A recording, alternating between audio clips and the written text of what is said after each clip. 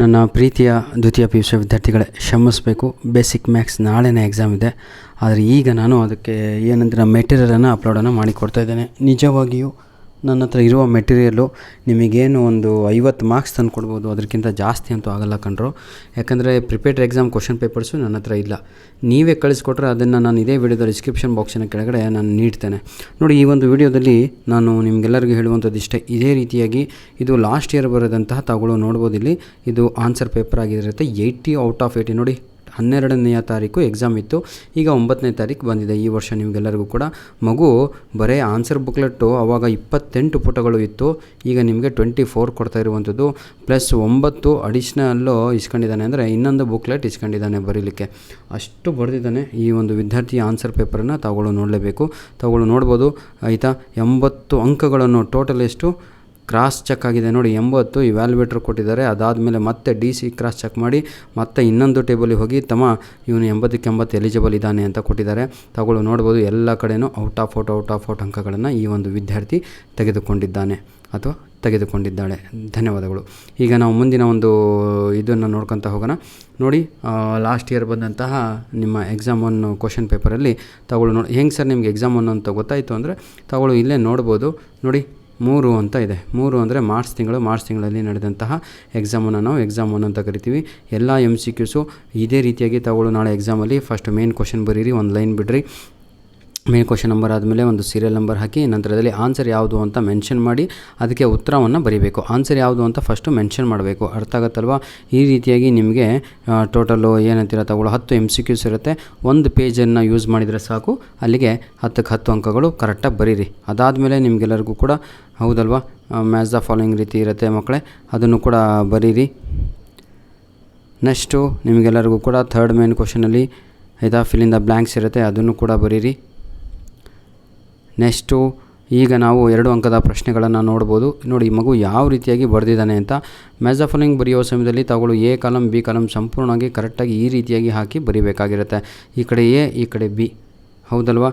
ನೀವು ಡೈರೆಕ್ಟಾಗಿ ಆನ್ಸರ್ ಅದಕ್ಕೆ ಆಪೋಸಿಟಾಗಿ ಬರೀಬೇಕಾಗಿರುತ್ತೆ. ತಮ್ಮ ಕ್ರಾಸ್ ಲೈನ್ ಹಾಕಿದ್ನೋ ಹೌದಲ್ವ? ಈ ರೀತಿಯಾಗಿ ಮಾಡಬೇಡಿ.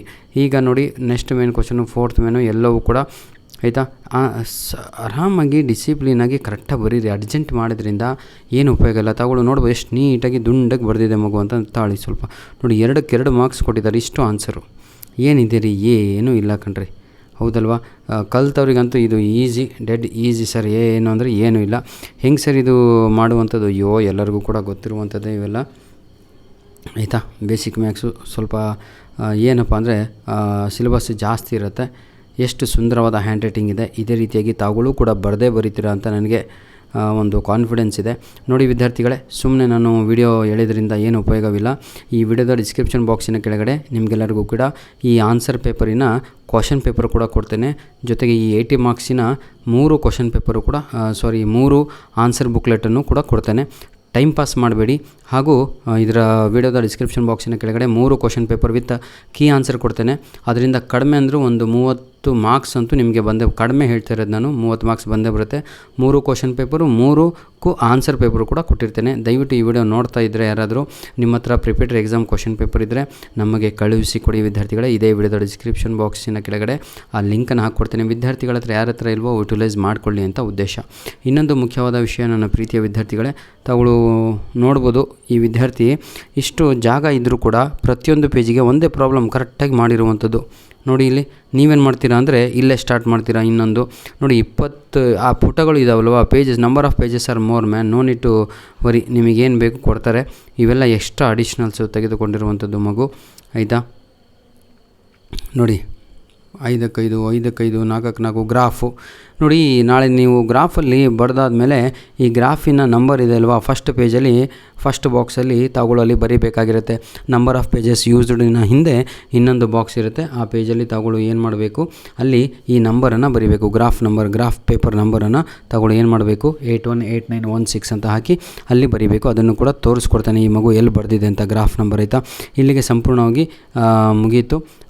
ನೋಡಿ ವಿದ್ಯಾರ್ಥಿಗಳೇ, 3 model question paper blue print ಪ್ರಕಾರವೇ ನಿಮ್ಮ ಏನಂತೀರ ಎಕ್ಸಾಮ್ ನಡೆಯುತ್ತೆ ನಾಳೆ. ಈ ಏನಂತೀರ 3 ಮಾಡಲ್ ಕ್ವಶನ್ ಪೇಪರ್ ಯಾರ ಹತ್ರನಾದರೂ ದಯವಿಟ್ಟು ವಿಡಿಯೋ ನೋಡ್ತಾ ಇರೋರು ಆನ್ಸರ್ ಇದ್ದರೆ ಮಾಡಲ್ ಕ್ವಶನ್ ಪೇಪರಿನ ಕೀ ಆನ್ಸರ್ ಇದ್ದರೆ ನಮಗೆ ನಮ್ಮ ಮೇಲ್ ಐಡಿಗೆ ಕಳಿಸ್ಕೊಡಿ. ಇವತ್ತೇ ನಾಳೆನೇ ಎಕ್ಸಾಮು, ಕ್ಷಮಿಸಬೇಕು. God bless you all the best, do well my dear children. 3 model question paper ನೀವು ಬಿಡಿಸ್ಕೊಂಡು ಹೋದರೆ ಆರಾಮಾಗಿ ಒಂದು 45 ಅಂಕ ತೆಗಿತಿರ್ಕೊಂಡ್ರ, ಟೆನ್ಷನ್ ತಗೋಬೇಡಿ. ನೋಡಿ ವಿದ್ಯಾರ್ಥಿಗಳೇ, ಇಲ್ಲಿ ಆ ವಿದ್ಯಾರ್ಥಿನಿ ಅಥವಾ ವಿದ್ಯಾರ್ಥಿ ಗೊತ್ತಿಲ್ಲ ನೋಡಿ, ಸೀರಿಯಲ್ ನಂಬರ್ ಆಫ್ ಮ್ಯಾಪ್ ಅಂತ ಇದೆ ಅಥವಾ ಗ್ರಾಫ್ ಅಂತ ನೋಡಿ ಇಲ್ಲಿ ಬರೆದಿದ್ದಾರೆ, ತೋರಿಸ್ತಾ ಇದ್ದೀನಿ. ನಾಳೆ ನೀವು ಕೂಡ ಬರೀಬೇಕು, ಮರಿಬೇಡಿ ಆಯಿತಾ. ಧನ್ಯವಾದಗಳು. ಅದಕ್ಕೆ ಒಂದು ಥ್ರೆಡ್ ಕೂಡ ಕೊಡ್ತಾರೆ ಕಟ್ಟಲಿಕ್ಕೆ. God bless you all.